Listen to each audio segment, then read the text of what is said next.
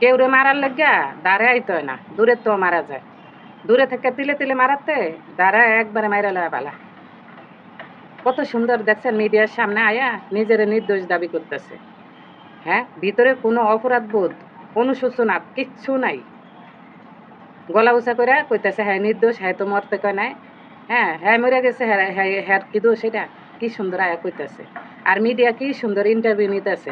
বাংলাদেশের মিডিয়া কি জানে না, চোখে কি হারা দেয় নাই যেদিন এই ঘটনা ঘটছে সেদিনকার তখন বাংলাদেশের মানুষ এই দুইটার বিচার চাইতেছে। অথচ দেখেন মিডিয়ার সামনে আইন না কি সুন্দর ইন্টারভিউ নিতেছে। হ্যাঁ, আপনারা ধরাই দিলেন না কি লেগিয়া? আপনারা ধরতেছেন না কাহারে? হ্যাঁ, ধরাই দিতেন। আপনারা মিডিয়ার লোকজনও এরকমই, এরকমই মিডিয়ার লোকজন। এ দুইটা বাংলাদেশ আয়া পড়ছে। এ দুইটা কি বাংলাদেশের পুলিশের, বাংলাদেশের প্রশাসনের আয়ত্তের বাইরে?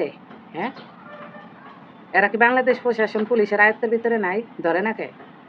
ইচ্ছা করে ধরে না, ইচ্ছা করে ধরে না। আপনারা যে মানববন্ধন করেন, আপনারা যে বিচার চান, আমি কইলাম না এটি চাই, আপনারা হুদা মুখ নষ্ট করতেছেন।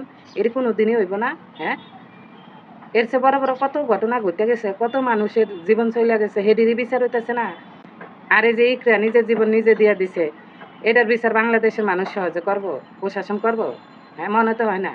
দুটা ব্যক্তি বাংলাদেশে আছে, ওরা যদি চাইতই যে এই দুইটার শাস্তি হোক, তাইলে ওরা 24 ঘন্টার ভিতরে ধরে লাইত। হ্যাঁ, একটা আয়া ভিডিও করটুক ছাইরা বিতর্কের ভিতরে পড়ে গেছে। আবার আরেকটা আয়া কত সুন্দর বুক উঁচা করা, গলা উঁচা করা মিডিয়ার সামনে কইতেছে যে আমি নির্দোষ, আমি তো দোষ করি নাই। মানুষ আমার রুটি রুজির উপরে হাত দিছে, মানুষের ঠেকা লাগছে রুটি রুজিতে হাত দেয়া।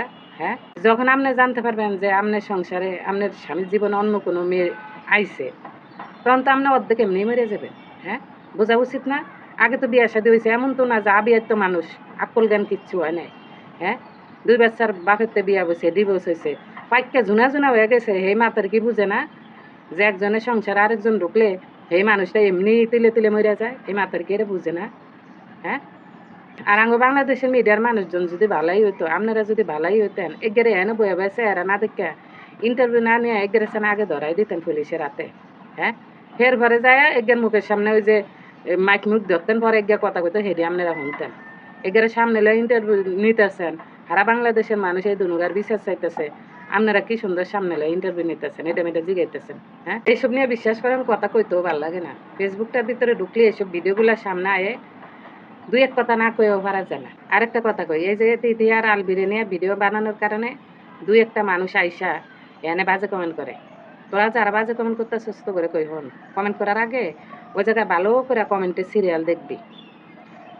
যদি দেওয়াস 10 জন কমেন্ট করছে, 10 জনই বাজে কমেন্ট করছে, তখন তুইও বাজে কমেন্ট করবি। তাইলে বুঝ জানিমু যে আমি খারাপ, আমার দোষ, আমি ভুল কথা কইছি। আর যদি দেখস যে 10 জনে বালা কমেন্ট করছে, তুই একলাই একটা খারাপ কমেন্ট করছ, তাহলে তুই মাইনা নিবি তুই অমানুষ, তুই অমানুষ, তুই মানুষের কাতারে ভরস না। বুঝছস? মানে কমেন্ট যে করে কোনো কিছু চিন্তা করে কমেন্ট করে, মানুষ সবাই পজিটিভ কমেন্ট করতেছে, দুই একটা এনে নেগেটিভ কমেন্ট করে। হ্যাঁ, তোরা কি বুঝছে নেগেটিভ কমেন্ট করিস কিরে? এটা যদি বিচার না হয়, এইসব যদি মানুষ বিচার না চায়, তাহলে তো এরকম কত মানুষ দুনিয়া ছেড়ে চলে যাব। হ্যাঁ, মানে তোরা এটি চাস? টেনশন করিস না, তোর মা বোন তোর মাইয়া হেডি আগে যাইব, হেডির জীবনে এরকম হইব। বাইকটা চিন্তার কথা কইস, মানে এই রোজার দিন তো করে গালিও দিতে পারতাছি না।